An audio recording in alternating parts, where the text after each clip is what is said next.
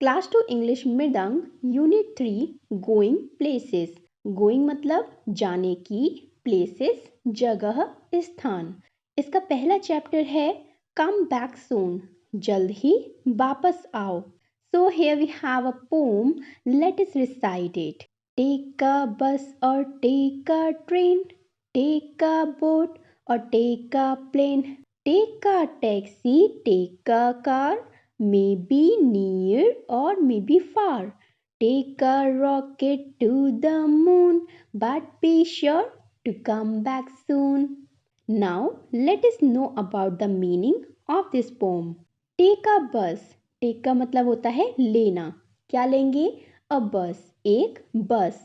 बस आप जानते हो ना, बहुत लंबी सी एक गाड़ी होती है जिसमें 40 से 50 पैसेंजर्स आराम से बैठ सकते हैं।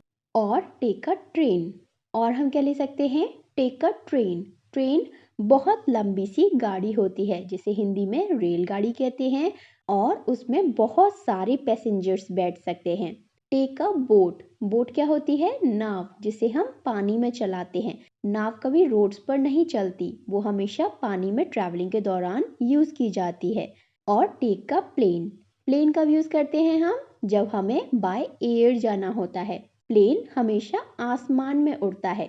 और हम क्या ले सकते हैं? A taxi. टैक्सी क्या होती है? एक कार की तरह होती है लेकिन वो रेंटेड होती है। उसे हम पैसों में कुछ वक्त के लिए बोरो करते हैं, लेते हैं। और क्या होता है? Take a car. कार तो आप जानते हो, आपके पास भी होगी, है ना? May be near.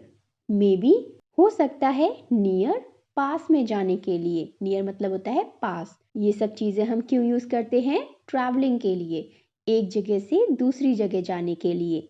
हो सकता है आप इन सब गाड़ियों का यूज करके कहीं पास में जाना चाहो, और मे बी फार। और हो सकता है, फार का मतलब दूर, बहुत दूर। हो सकता है आप इन सब गाड़ियों का यूज करके बहुत दूर जाना चाहो। आपने देखा होगा, जब आप पास में कहीं जाते हो तब आप रिक्शा का यूज करते हो, टैक्सी का यूज करते हो, है ना? और थोड़ी सी दूरी पर आप बस का यूज करते हो, नहीं तो आप अपनी कार से, अपनी स्कूटी से, स्कूटर से जाते हो। और जब आप कहीं बहुत दूर जा रहे होते हो तब आप या तो प्लेन का यूज करते हो, नहीं तो ट्रेन का यूज करते होंगे। और अगर आप वाटर के थ्रू ट्रेवल कर रहे हो तब आप शिप या फिर बोट का यूज करते होंगे, है ना? Now here we have some sight words. Sight words कौन से होते हैं? वो वर्ड्स जिन्हें हमने इस पोम में सबसे ज्यादा बार देखा होता है। जैसे टेक। टेक का मतलब हमने बताया था, लेना होता है। Take a bus, take a car, take a train, है ना?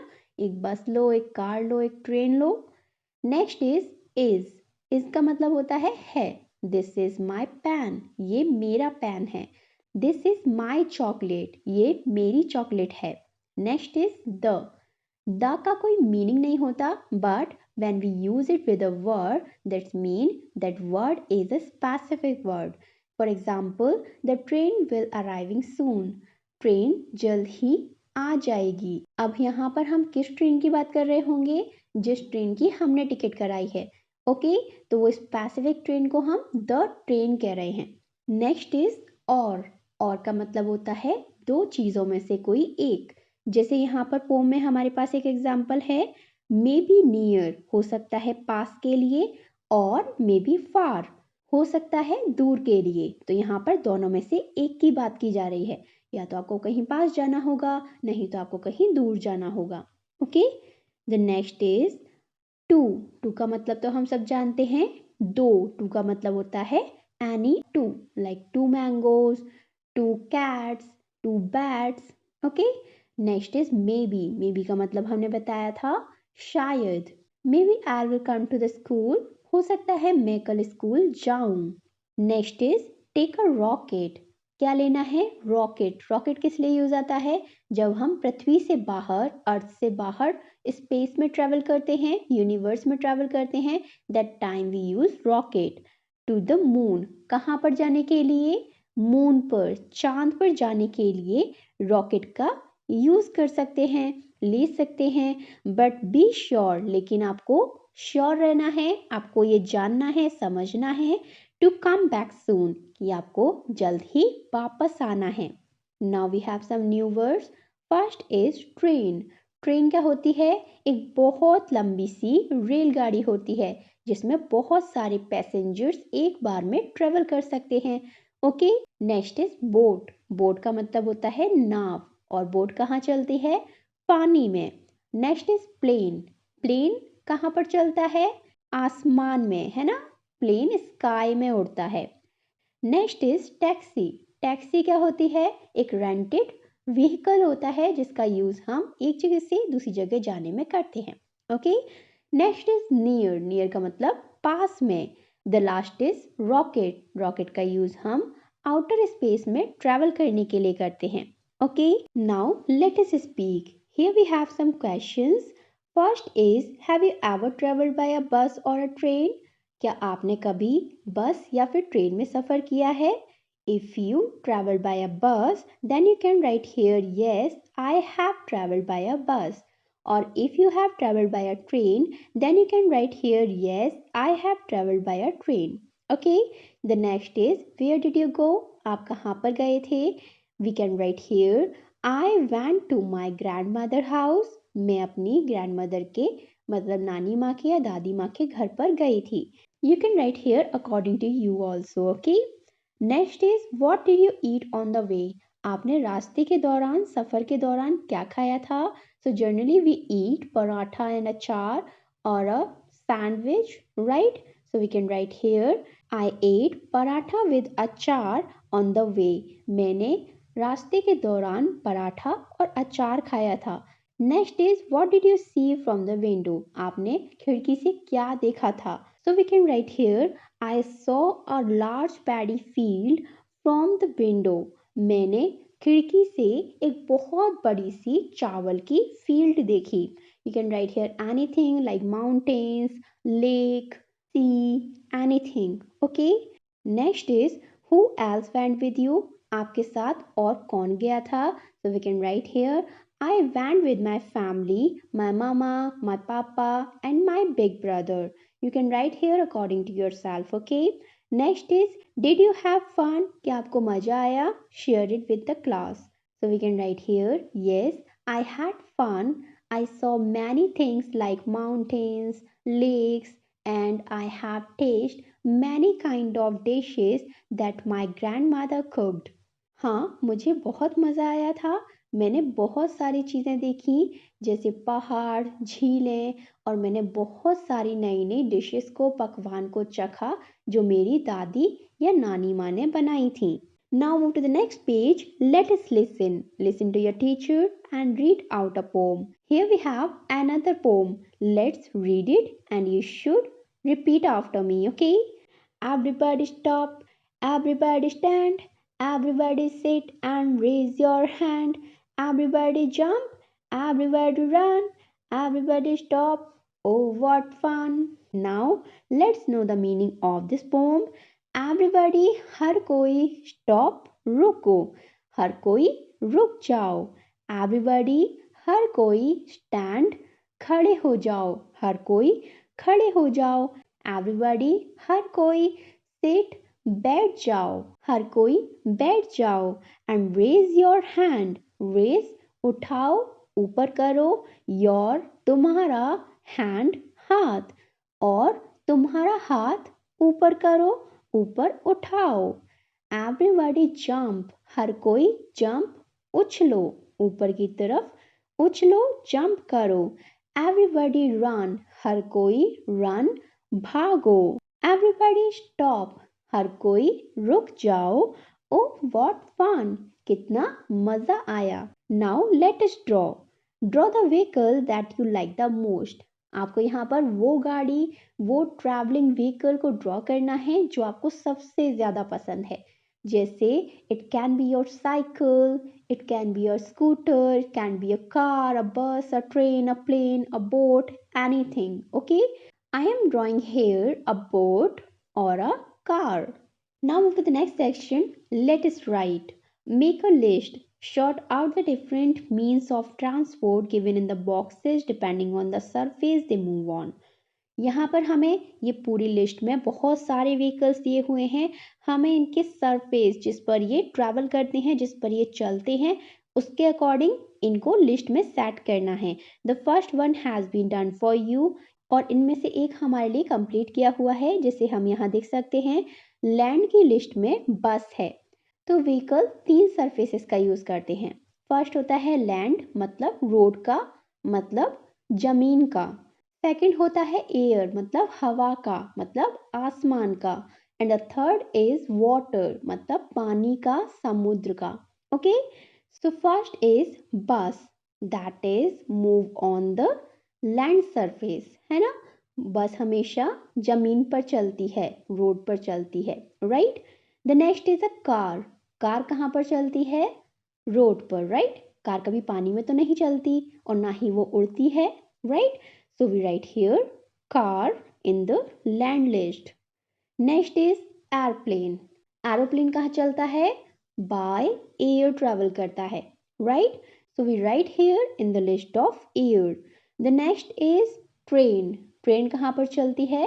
Land पर, right? So we write here in the land list. The next is jeep. Jeep is also move on the surface land, right? The next is ship. Ship कहाँ पर चलती है? Ship चलती है water में, है ना। शिप पानी के जहाज हमेशा पानी में चलते हैं ना। So we write here in the list of water. Next is boat. Boat मतलब नाव, कहाँ पर चलती है? पानी में, right. So we write here in the list of water. The next is bicycle. कहाँ पर चलती है? लैंड पर, जमीन पर चलती है ना। So we can write here in the list of land. The next is helicopter. Helicopter कहाँ पर चलता है? क्या आपने इसे रोड पर चलते हुए देखा है? नहीं। तो helicopter is use the surface of air, है ना। आसमान में उड़ता है ना helicopter. So we write it in the list of air. The next is truck. Truck कहाँ पर चलता है? On the land, right. So we can write here in the list of land. The next is yacht. Yacht कहाँ पर चलता है? In the water, okay. Yacht का मतलब भी एक तरह की नाव होती है जो आगे से थोड़ी सी कवर होती है और पीछे से ओपन होती है, okay. So we can write it in the water list. The next is cart. Cart कहाँ पर चलती है? कार्ट चलती है लैंड पर, okay. The next is raft. Raft कहाँ पर चलता है? In water surface, okay. So we can write here in the water list. Next is taxi. Taxi कहाँ पर चलती है?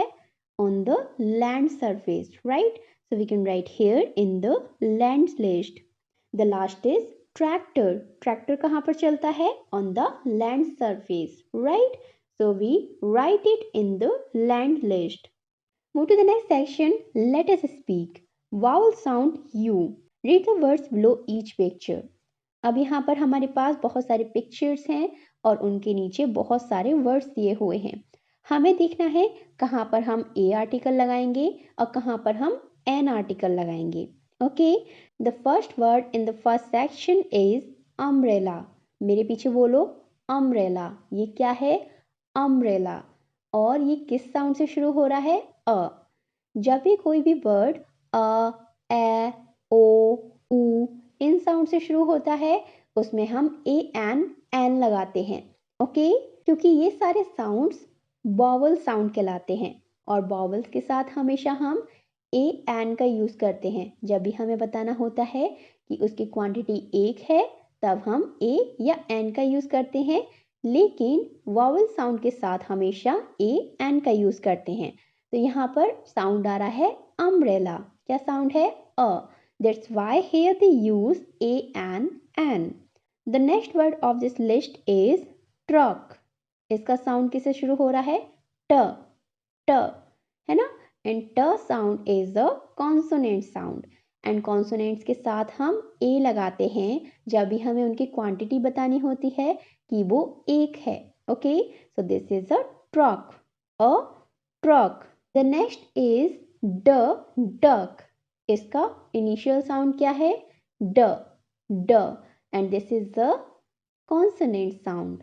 और कॉन्सोनेंट साउंड के साथ हम हमेशा ए का प्रयोग करते हैं, ए का यूज करते हैं जब भी हमें उसकी एक क्वांटिटी बतानी होती है, ओके। अब आप समझ गए अ, ए, ओ, उ इन सब साउंड्स के साथ हम ए एन का यूज करते हैं। Now let's see the second section. The first word of this section is jug. Jug. इसका इनिशियल साउंड क्या है? ज, and this is a consonant sound, so we use here a jug, a jug. The next is mug, mug, and इसका sound क्या है? Consonant sound. एक consonant sound है, that's why here we use a article. Okay, a mug, a mug.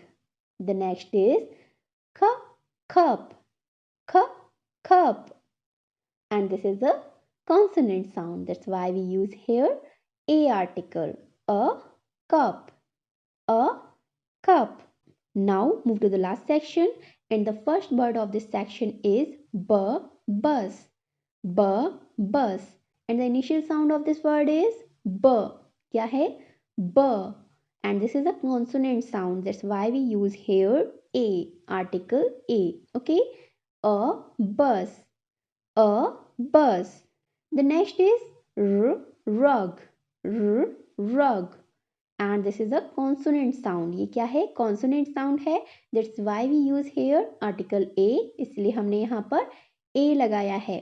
A rug, a rug. The last is her hut, her hut, and इसका initial sound क्या है? her, and this is a consonant sound. ये क्या है? एक consonant sound है, और consonant sound के साथ में हम हमेशा a article लगाते हैं जब भी हमें उसकी quantity बतानी होती है, because this is a single heart, a one heart, that's why we use here a heart, a heart. Okay, so with the vowel sound a,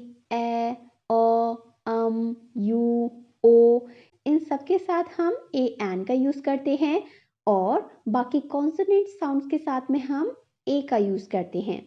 Okay, so this is the end of this chapter. If you really like this video, then do subscribe this channel and share this video to others. I will meet you in the next video. Till then, bye bye, take care and be happy.